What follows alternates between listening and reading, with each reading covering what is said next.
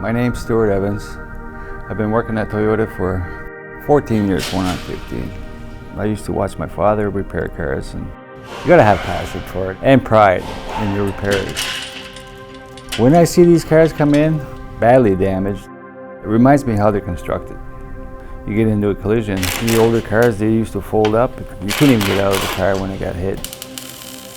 With the technology these days, I mean, collision assist and everything else, you're pretty safe.